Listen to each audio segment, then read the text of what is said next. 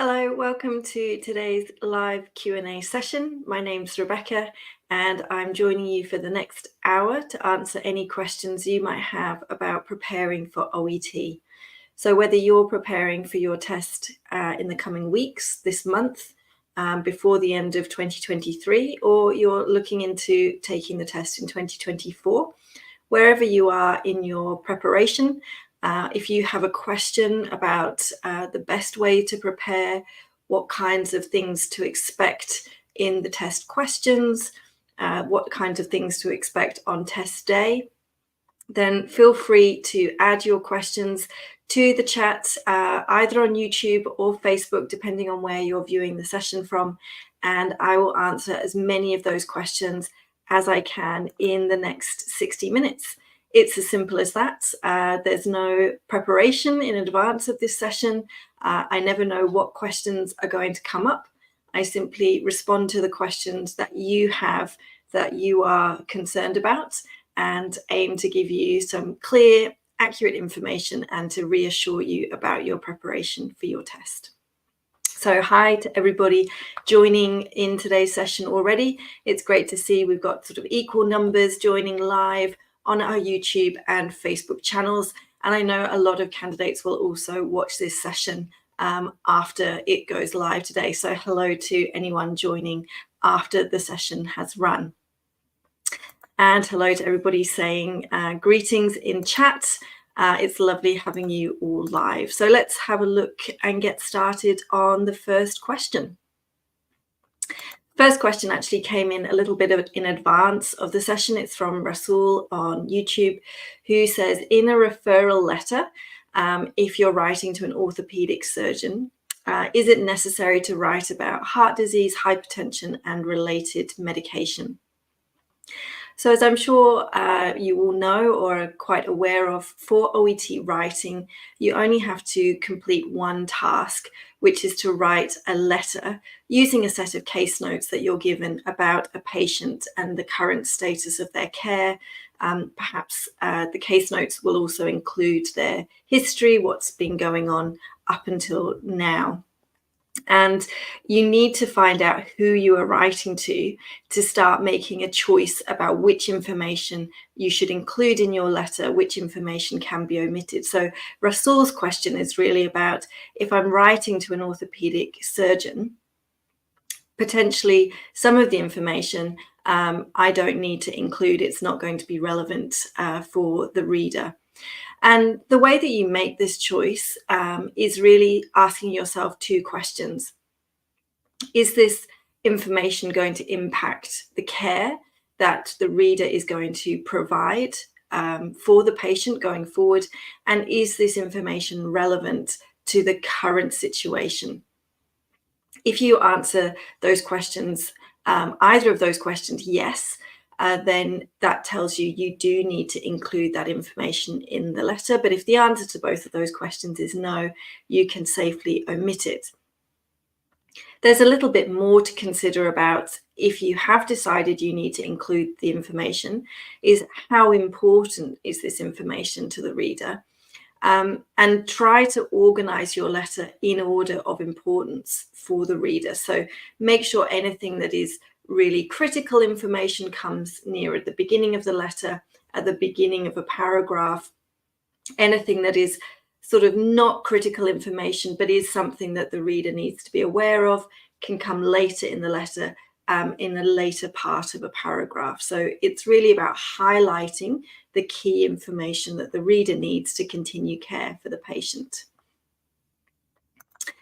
And this question comes from Baku on YouTube, who says, I'm confused about you using during Mr. X's hospitalization regarding his medical history following the operation. Can we use it as an intro to our paragraphs?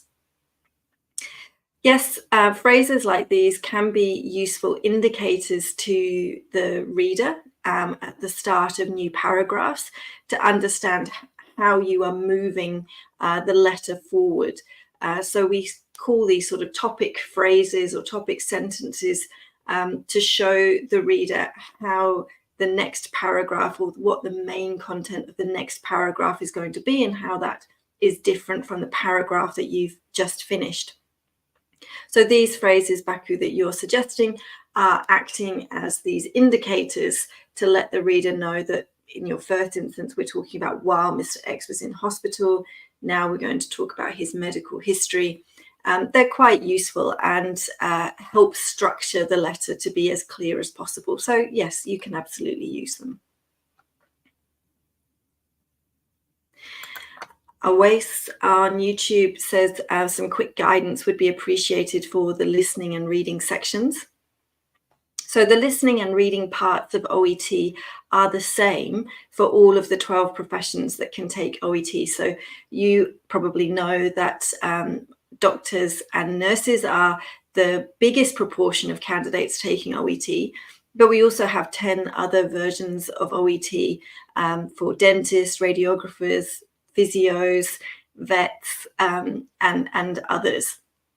So all of those professions, all 12 professions, have profession-specific writing and speaking papers. But for reading and listening, these papers cover general healthcare topics that would be of interest and accessible to any of those 12 healthcare professions. So that's a good point to understand, that the paper is the same for all professions. Each paper includes 42 questions, which is split into 3 parts. So there's listening and reading part A, listening and reading part B, and listening and reading part C.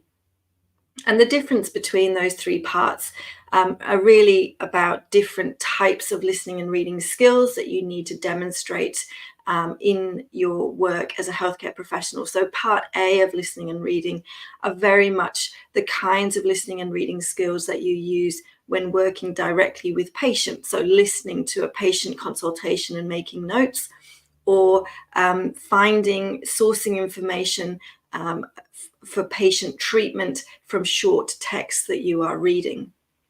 In part B, it's much more around the kinds of communication you have with or from colleagues. So listening to colleague conversations, discussing patient care, discussing the operation of the ward that you work on, the department that you are part of, reading communications in a similar way that talk about policy updates, changes to working practices, and so forth.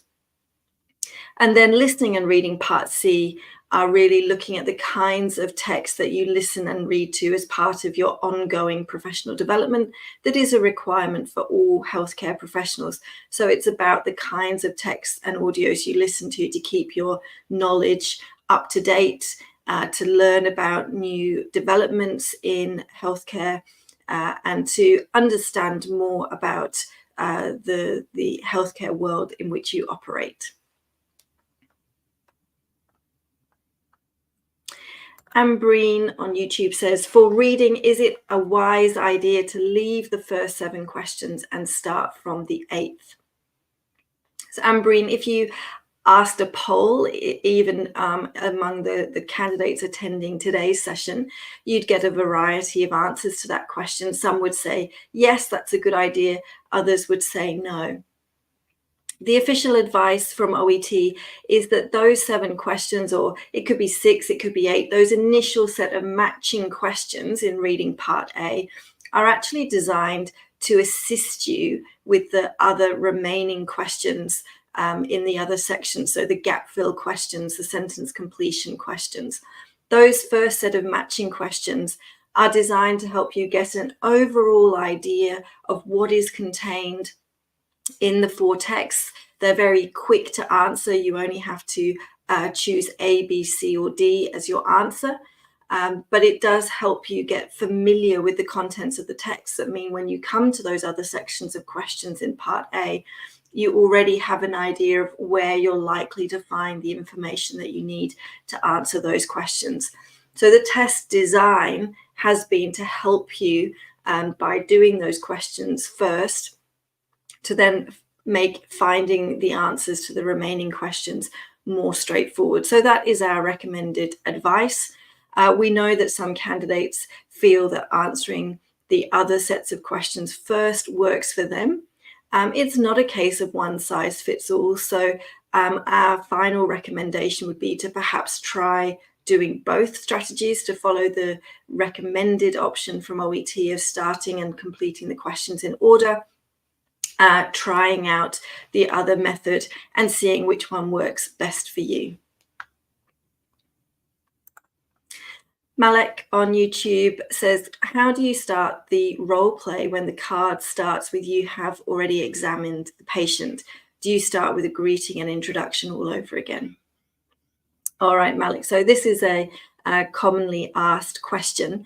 And like all parts of OET, with the role play, with the speaking test, we really want you to imagine that this is a real life scenario, that you are really talking to a patient. So the advice is, what would you do in real life? If you have just examined a patient in real life, you wouldn't start again with a greeting and an introduction. You would continue from that point of examination.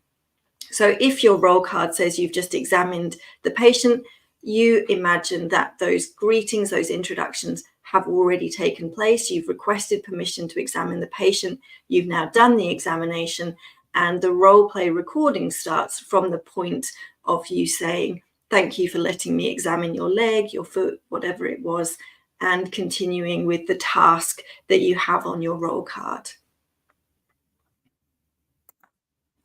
Simon's question from Facebook is, can there be a letter, can there be a writing task where every information, all the case notes are going to be needed? No, Simon, that won't be the case, because it is part of the test to check how candidates select that information. As you might know, there are assessment criteria that the assessors marking your writing papers are using to score you on. And one of those assessment criteria is conciseness and clarity. And what's being assessed in that criteria is your ability to only include the information that the reader needs to continue care, and to omit those details that aren't particularly relevant to the current situation. So to be able to score you accurately for that assessment criteria, there does need to be information included in the case notes that isn't considered particularly relevant, that isn't necessary for the reader to continue care.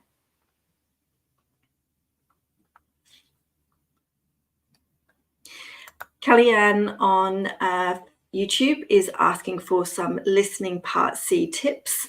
So let me just hide the question. I'll bring up a screen of tips for you.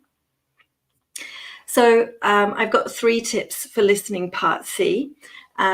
Listening Part C has 2 separate audios, each lasting around 5 minutes, and on general healthcare topics, as I already mentioned. So before you listen to the audio and answer the 6 questions, you have 90 seconds in which to read the questions and 3 answer options that go with each of those questions. So the first tip is really to make the most of that reading time, the most of that 90 seconds that are available to you.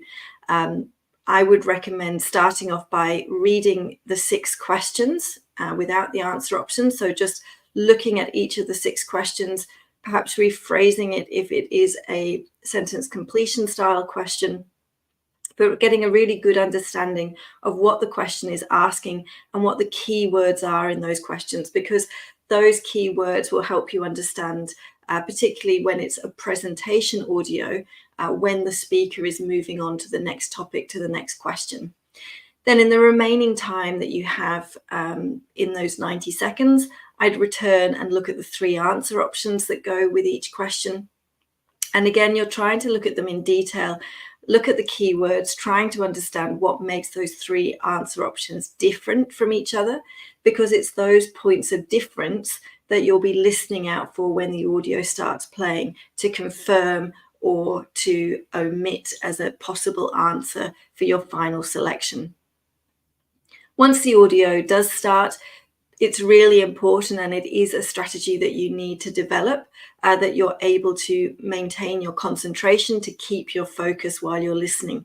This is why we really recommend to candidates that they are building up their stamina for the test by regularly listening at a time. Yes, listening intensively to 5-minute recordings like you are hearing in part C, but also building up your stamina for the entire listening test. You are listening for 40 minutes in total during the listening test. And if you're not familiar with listening and concentrating for that long, by the time you get to listening part C, your brain will be feeling fairly exhausted and won't have the amount of focus required to really answer those questions correctly.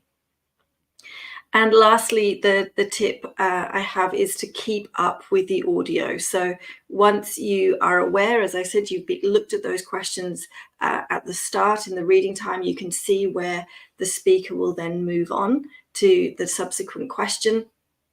Make sure you move on to that next question at the same time. Choose your answer and quickly move on so that you are not missing any important details that might help you to answer the next question. All right, let's move on to some of the other questions. This question from Tintu on YouTube saying there's lots of malpractice happening recently, but efficient students are suffering from that. Kindly think about the student side. Some students are taking the test more than 8 times. And reading difficulty is too high. All right, Tintu, there are a number of points that you've made in that question. So let me respond to each of those in turn. So first of all, malpractice is something OET takes very, very seriously. It is not tolerated on any level. And that is because OET results are relied upon by very high stakes regulators around the world and employers. They are relying on those results being accurate and valid. And so for those reasons, we are very stringent in the malpractice checks that take place on candidate results before they are published. And these malpractice checks come as a result from feedback from the venue on test day, where they feel that there may have been some malpractice occurring in the test room. But those malpractice checks also occur as a result of reviewing results with very sophisticated tools that have been developed by Cambridge University, of which OET is part of. So yes, perhaps more malpractice results seem to be coming through, but that is because, as I said, and we're very proud of the fact that we are very stringent and there is no toleration for malpractice on test day. Candidates who have not engaged in malpractice have nothing to worry about. Their results will be processed and released to them as per schedule. For candidates who are writing the test multiple times, we would suggest part of the reason for that could be that they are attempting the test before their language level, their English level, is really at the required point that they need to achieve the results that they want. And that can be a disappointing reality, particularly if a candidate is feeling very excited about the potential to emigrate abroad and work in one of these healthcare hospitals, healthcare workplaces for these high stakes regulators. But these regulators set a high level of English that they feel is necessary to maintain patient safety in their workplaces. And unless your level is meeting those standards, unfortunately, you won't get those results that you're looking for.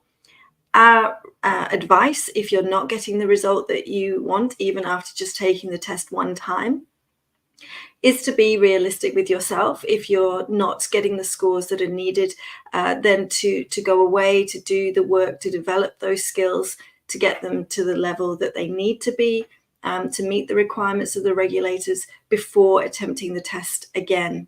There seems to be sort of urban myths around that candidates buy into, that simply taking the test multiple times, eventually one of those times your results will be adequate. It's not how language testing works. If you have the right level of English, you will get the scores that you want. And that really feeds into your last point about the reading test as well.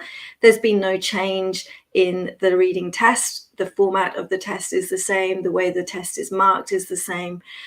So if you are having particular difficulties with reading, we've got lots of resources available on the OET website, on our YouTube channel. Reading Week, which took place earlier in the year, has lots of really helpful tips and strategies for how you can work on your reading skills. Bathel Rahman is in Sudan, and question on YouTube: I'm a vet. I plan to take OET to certify my qualification in Australia. My question is, how can I apply to sit OET? So you need to go to the OET website. Let me bring up the link to book a test, which I'll paste into the comments in today's session. So to book a test, wherever you are in the world, you need to visit the OET website. You can type into that page your current location, the city where you live, and it will bring up options for you about where your closest test venue is. And from there, you can start your booking. You can find out what dates are available in your testing location, choose your preferred date, make your booking, and submit your booking, make your payment through the OET website. You'll get your confirmation and your test details via email from OET. So for anybody wanting to make a booking, that is the process you need to follow. Use the link that I just posted into the chat and create your profile and make your booking. Achana on YouTube says, does the warm-up speaking session get marked? As some OET candidates who have taken the exam said to prepare for the warm-up session because it also gets marked. So Achana, I can reassure you that the warm-up section is not assessed. It is recorded. The whole of your speaking test is recorded for quality assurance purposes to make sure that the interlocutors have followed our requirements correctly. So the interlocutor, when you go into the test room, before they start checking your ID, they will start the recording. They'll tell you that they're starting the recording. Then they'll check your name, your ID, your profession, etc. And then they'll move into the warm-up session where they ask you a number of questions, 3 or 4 perhaps, just to try to help you relax a little bit, to make yourself and themselves familiar with your voices.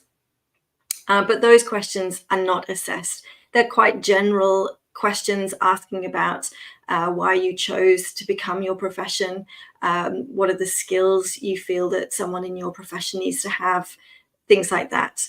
So by all means, prepare some responses for those sorts of questions that you think will help you on your on test day, but it isn't assessed. It isn't part of your final score for the speaking test. Janet on YouTube says, can you use however as a connective at the beginning as a sentence or only as a middle connective?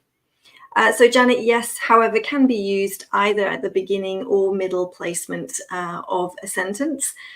So either of those is fine. Moise on Facebook says, while writing, do you need to remember the dates exactly? You don't need to remember the dates as such because the dates are provided for you on the case notes and you have access to those case notes. You can refer to them at any point during the 40 minutes writing time when you're writing your letter during the writing test. But you do need to accurately copy those dates into your letter. Dates are very useful for the reader in being able to understand the timeline of what was happening and when for the patient. And so making sure you're including dates at relevant points of your letter and that those are accurate as per the case notes is an important part of making sure your letter is as clear and accurate as possible. Jenna Lynn also has a question about writing. This one is, are you allowed to use the patient in writing? We don't recommend using the patient. It's not considered particularly polite in the healthcare workplaces that you will be moving into, and we're trying to help you prepare for the workplace. So the recommendation is from OET that you use the patient's name in all circumstances. This is considered much more polite and the standard professionalism, as I say, in those workplaces where you will be immigrating to and working in the future. The exception might be where you write, I'm writing to refer your patient, and then give the patient's name. So you could use that. Sorry, I'm like writing to discharge your patient, sorry, rather than refer. I'm writing to discharge your patient when the reader already knows the patient. Then yes, using your patient is a good idea, but still with the patient's name for accuracy and politeness. Achana has a follow-up question this time about speaking. Can you give an example of a known or unknown case regarding the introduction sentence? So Achana, if you visit the speaking pages of the OET website, and again, let me bring up the link for you. When you visit the speaking pages and look at the sample tests that we have available for your profession, I'm going to post this into the comments now. We have 5 speaking examples for all 12 OET professions. You'll see a number of different samples there, and the background information for each roll card clearly makes it understood for you whether this is the first time you've met the patient or whether this is a follow-up visit. So reading the background information of those cards will help you clearly understand whether you need to greet the patient as if they are returning to see you again, or introduce yourself for the first time. So the background information is the key part of the card that you need to read to understand how to start the role play. Malaz on Facebook is asking about how to register for courses. So we have a number of free courses available for you, our intro courses, as well as some very reasonably priced courses that are online and that cover each of the 4 skills individually. So visiting our OET store to find those free courses and those reasonably priced online courses would be a good place to start. We also highly recommend studying with an experienced OET teacher. Obviously, working one-to-one or as part of a group with a teacher is a great way of getting personalized feedback on your progress, on your strengths, on your weaknesses. So the link that I'm posting now is a link to the list of the experienced qualified teachers that we recommend. You can filter this list by your location, by your preference for one-to-one or face-to-face group classes, by your profession. So there are a number of filters that you can apply to find the best teacher to support you in your progress. Maria on Facebook says, can I write lines on the test paper for listening and reading? Yes, so you can underline words or parts of the question that you want to particularly pay attention to for both listening and reading on the paper-based version of the test. If you're taking the computer-based version of the test, you are able to highlight in the reading texts if you wish to make it clear what information you're picking out. Abdallah on Facebook says, in reading part A, if the answer was the pancreas and I wrote pancreas without the, is it considered correct? So Abdullah, I would, again, as I've recommended to other students visiting our website, this time I would visit the sample test page for reading and having a look at the answer keys that are provided for each of the sample tests we have available. Again, there are 5 sample tests available on our reading sample test page.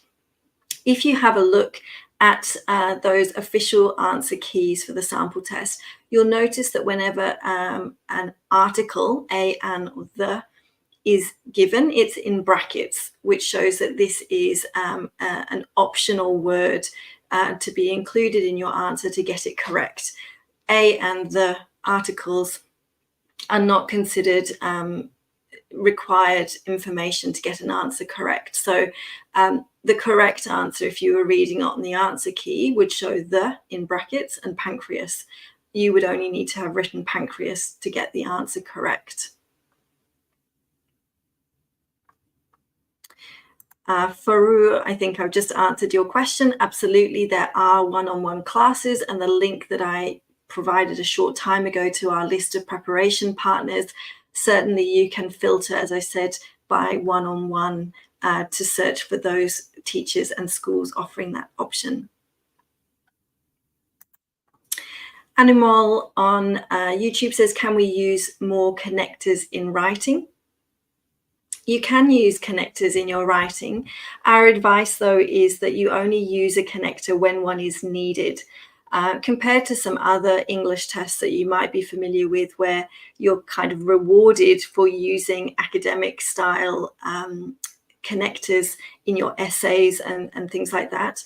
For OET, the real focus on your writing test is clear communication. So adding connectors that don't enhance the sentence, don't provide any additional clarity or information for the reader isn't advised. Instead, we recommend using connectors when one is needed, when it will add further clarity to combine information in a sentence. Ro on YouTube says, in writing, can we use abbreviations in our letter? How frequently can we use it?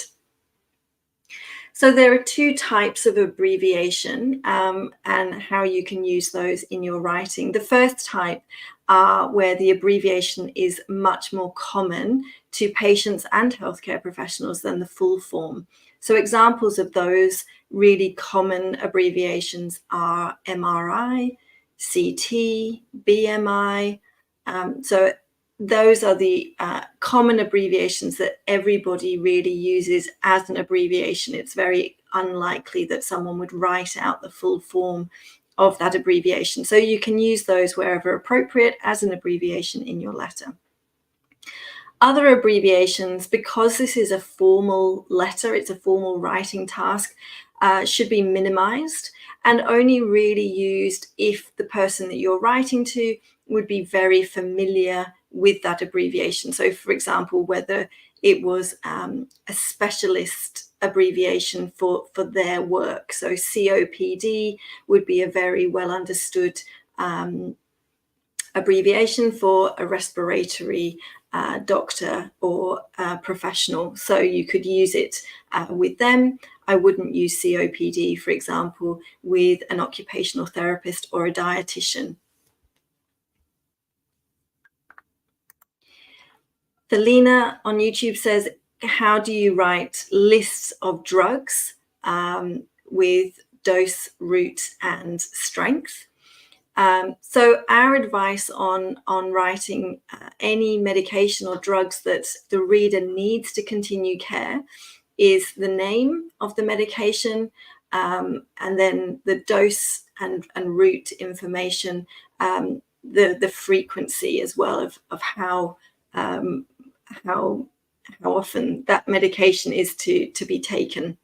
So certainly starting with the name and then the dose, frequency, route, strength, whatever details the reader specifically needs.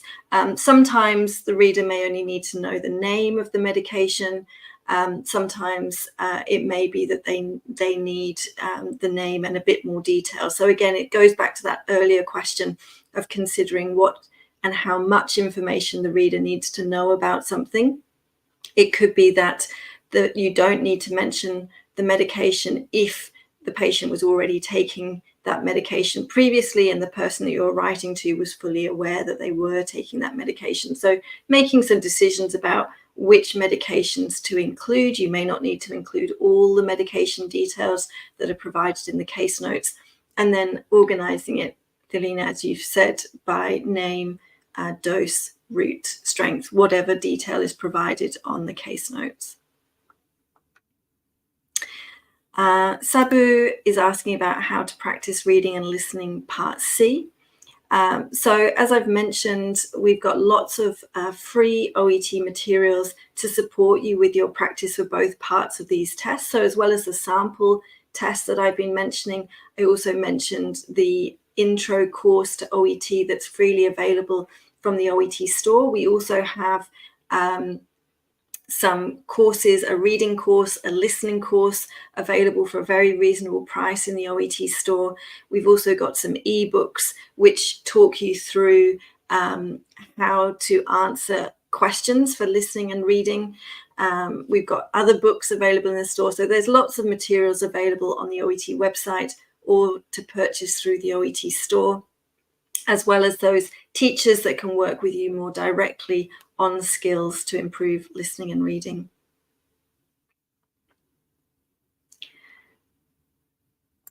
Janet on YouTube says, can we start a letter like this? This letter is being written to refer. Can we write, I'm writing to refer Mr. X and his family, or should it only be about the patient in the first sentence? All right, 2 questions there. So I wouldn't recommend saying this letter is being written to refer. It's more detail than the reader requires. They can see from the document that it's a letter.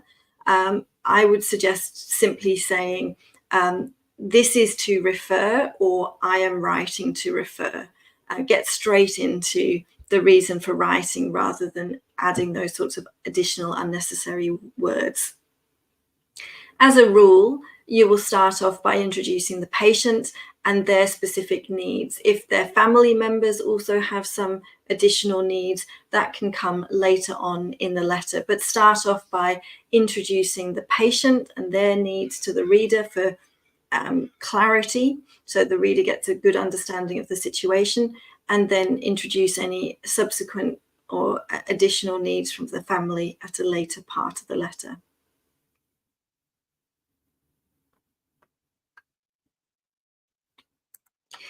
Francesca on Facebook says, how can you think we're able to write the exact same words that are in the letter that the examiner has? Should we have a magic ball?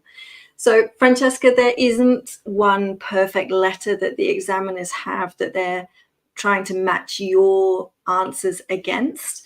The assessors are using assessment criteria to score your letter. And there are many ways, many different phrases and statements and organizational skills that a candidate will use that are perfectly acceptable and will get a passing score. That will be different to each other. For any 100 candidates submitting a letter for the same set of case notes, there may be some similarities, but there'll also be plenty of differences. So hopefully that reassures you that the examiners are not trying to match your letter to a sample letter that they're given. The sample letter that examiners look at it's just because they are assessing you from a language level. It's there to give them an indication of how a healthcare professional would write the letter, but it's an indication only. They're not matching your writing against that writing. They are using the assessment criteria that are freely available for you to read and understand from the OET website to score your writing. Saltuk on YouTube says, will there be an Improve Your English challenge soon? Thanks for the request. We know there are several candidates who've taken part in Improve Your English challenges in the past who really enjoyed those. It is something that we're looking into reinstating, but hopefully you've been able to take part in the recent study sprint that's still ongoing. There are still details for how you can join the last few days of that on our social channels. And it's a good way of getting involved and feeling part of the community. Lama on YouTube says, do we have to put the date in the same format in the letter? You don't have to use the same format given on the case notes, but we do recommend using the same format, however you do write the date, throughout your letter. So, for example, some candidates might separate the part of the date with a slash or perhaps with a full stop. Some might use the word for the month, for example. However you choose to write the date, and there are many different ways that are acceptable, the only advice is that you replicate that format that you've chosen through your letter, just again as a point of clarity for the reader. Kameshwar on Facebook says, if the patient is 2 years old, can we address them as Mr.?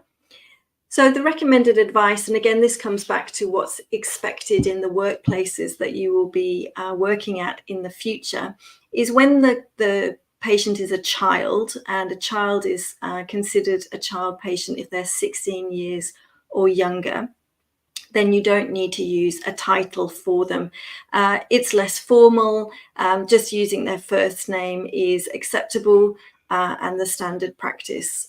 When a patient is 17 years or older, that's at the point when you do start using titles for them.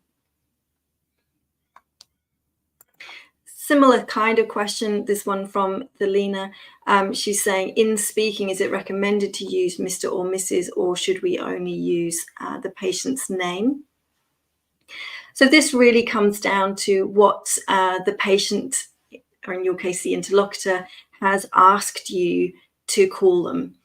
So if you were to ask me, what name can I address you with, or what name can I call you by, and I say, please call me Rebecca, I would expect you to call me Rebecca, not to add Mrs. Rebecca in front of the name, because it's kind of impolite. You've asked me what I would like you to call me, and I've told you, and then you're not doing what I have asked you to do. So I understand that in some cultures, not using a title is seen as kind of disrespectful. But in the Western cultures where you're going to be working, it's expected that you will call the patient in the way that they have requested you to call them. So don't use Mr. and Mrs. unless the interlocutor, the patient, asks you to do so. Janet says she has a history of hypertension since 2016. Is this correct? Can we use a time phrase in this sentence?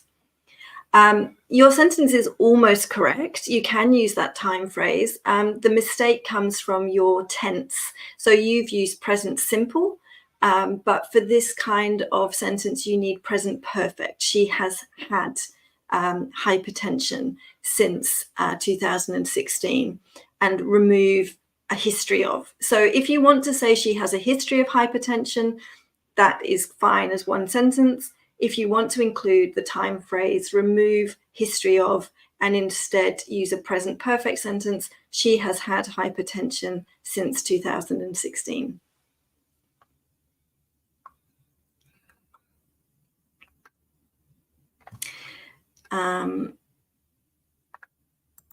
Nazia on Facebook says, I have sent an email regarding my OET exam experience.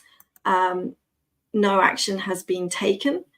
Nazia, I would suggest getting in contact with our customer care team to follow up your email. They can be contacted. The easiest way to contact them is via our live chat, which is available from www.oet.com. There's a blue button, chat with an expert, that if you click on that, you're able to start a live chat with one of our customer care team. They'll be able to look up the email that you sent and to let you know on any progress that has happened as a result of that email. Moafag on Facebook says, I passed all the subtests, but on separate occasions. Every time I don't get the result I want for listening and reading by 340. Could you please help me regarding this issue? So Moafag, I think some of the information, the advice that I have suggested to other candidates earlier on in this session will help you as well. This could be the point at which using a teacher to really understand where those few marks are being missed out on might be useful. It could also be not related to your language skills at all, but down to your test taking skills. Perhaps you're feeling very nervous on test day and your nerves are having an impact on your ability to perform under test conditions.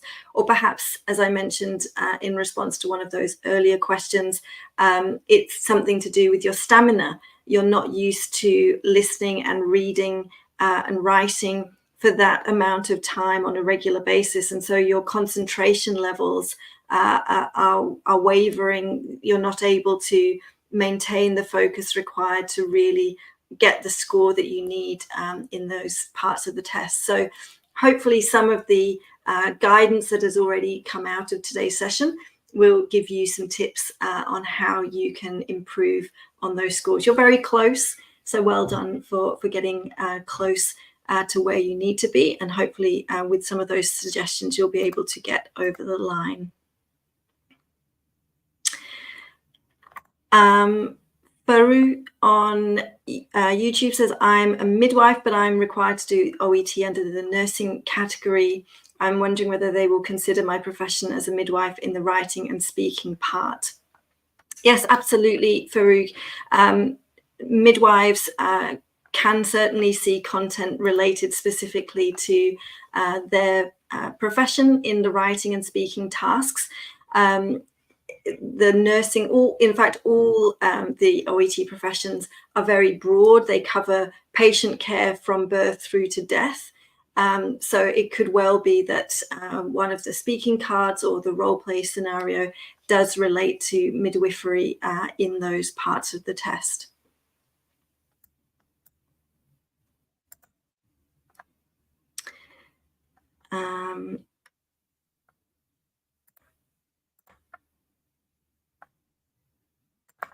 Tijo on YouTube says, is there any specific protocol to write an OET letter? I'm not sure if you mean by protocol, is there sort of a template that you should follow? The answer to that is no, there isn't a particular template that you should follow. Our advice is really to have the reader in the front of your mind and to consider what information the reader needs, but also how you can organize that information to be as clear as possible to the reader. That's much more important than trying to use any kind of template. The letter should be personalized to the particular patient and their needs, rather than sort of templated with a few personal details stuck in. So the most successful letters are personalized and really consider the reader's needs.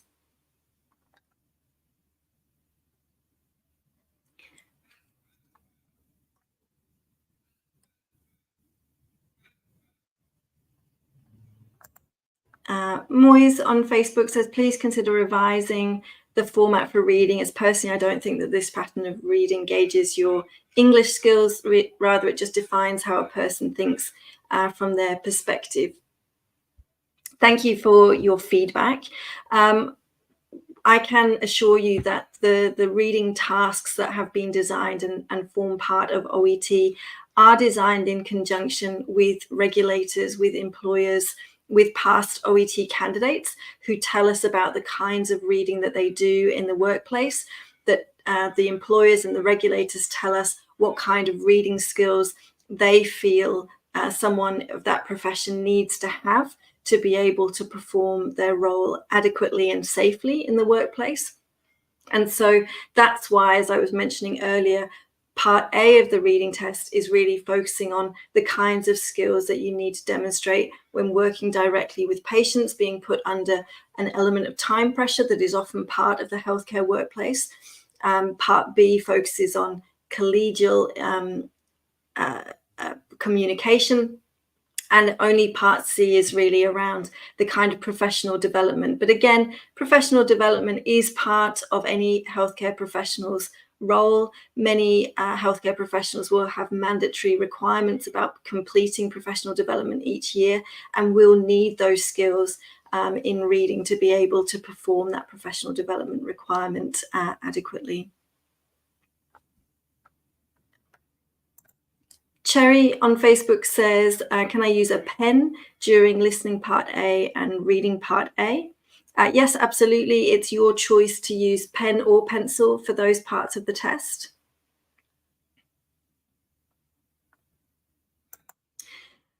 Ro says, besides don't worry, what other phrases can we use to avoid invalidating the patient's feelings in our speaking role play? Ro, in fact, I'd be cautious about using don't worry, because that also can have the impact of invalidating the patient's feelings. If a patient is worried, telling them not to worry isn't very reassuring. A better phrase might be try not to worry, which shows an appreciation from you that they are worried, but you're trying to encourage them not to worry too much. So try not to worry. Or perhaps a better way of doing it is, as I say, to acknowledge their concern. So I can understand why this is worrying you, or if I were you, I would also feel worried, so that you're demonstrating empathy for their concerns. I'm just noticing, unfortunately, today we've had a few spam comments coming through, so I am trying to avoid and block those users so that you're not seeing those comments anymore. But apologies that there are some of those that have come through. Dara is saying on Facebook, do you correct OET writing? I'm worried as my exam is approaching, sorry, and I haven't written a letter yet for anybody to correct. Dara, this isn't something I personally do, but the teachers that I mentioned earlier, many of them offer feedback services. So I would recommend contacting them. They can turn feedback around very, very quickly. So if feedback is something that will increase your confidence, which of course it's likely to do, I would get in touch with those teachers that I've linked to earlier in the session and submit some writing to them for their feedback. All right, I think we've nearly come to the end of all of the questions that have been submitted. So I'll allow a few more questions to come through. But in the meantime, I'll tell you a little bit about some sessions from the OET All-Stars that are coming up in the next week. So on Tuesday next week, our friends at WLES, Harmy, will be back. Harmy will be running a session on listening part A and how to listen with confidence for that session. And then our friends at SET English will be back on Thursday next week. Alan will be delivering a session on writing, and in particular how to use past perfect accurately in your letter. So 2 really good sessions coming up next week. As I mentioned, the study sprint, the 2-week study sprint, is still on for a few more days. So if you have been involved in that, make sure that you continue engaging with those daily updates and reminders. There's still time to join in the last few days from looking at our Facebook and YouTube channels. And of course, we'll be back for another Q&A session in a couple of weeks. So Wednesday, the 18th of October, my colleague Shekinah will be leading the session. These are based on times that are really suited to Europe, the Middle East, Asia, Southeast Asia. So if you're listening after today's session because it wasn't in a good time zone for you, then the next session in 2 weeks' time will be perhaps at an easier time for you to attend. And of course, in the meantime, if you do have a question that you'd like to ask us directly, you can send a question to us through Facebook Messenger. It comes through to a member of my team, and we try to respond to all preparation questions in a 24-hour period. After today's session closes, we will be cutting off all comments. So if you are listening after the session goes live today, hopefully you'll find lots of really good tips and strategies from the questions that were asked live. You won't be able to ask any further questions because we're not able to respond to those after the session is over. Uma, so just a couple more questions before we finish for today, our last 5 minutes. So Uma is asking, what are the best books for OET nursing? Please visit the OET store. I posted the link to that earlier in today's session. You can get there from the OET website. We've got a good range of books that can be purchased for OET nursing, including a recently released book called OET Trainer, which contains 6 complete sample tests. We've also got the Cambridge Guide to OET Nursing, which is a really good course book for those of you wanting to do some extra study.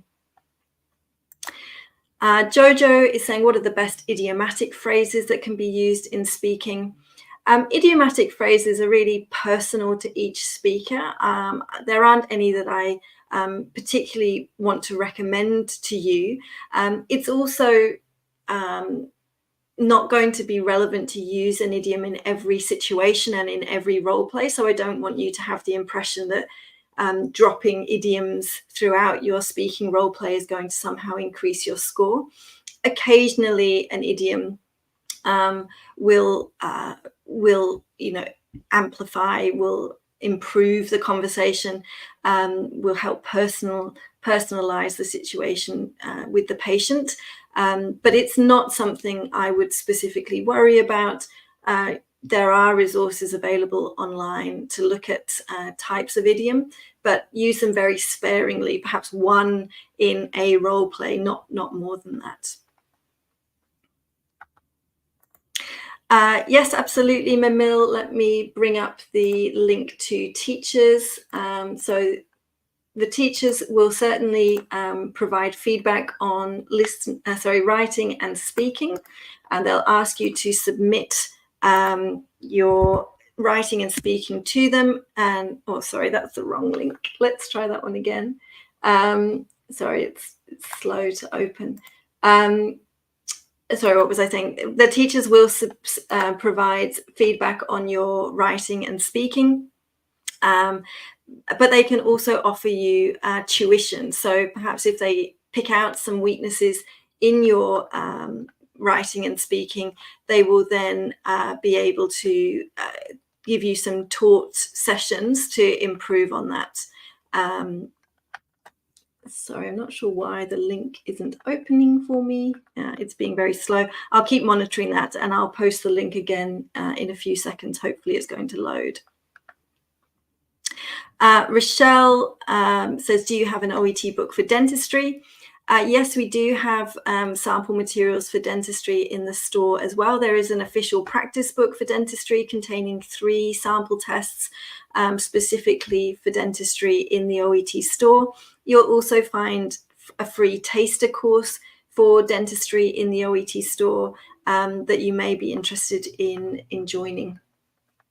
Sorry, that link is proving hard to get. Let me just look in another location to pull it out for you. Here we go. Let me just copy it from here and paste. There we go. So sorry, that's the link if you're interested in studying with an OET teacher.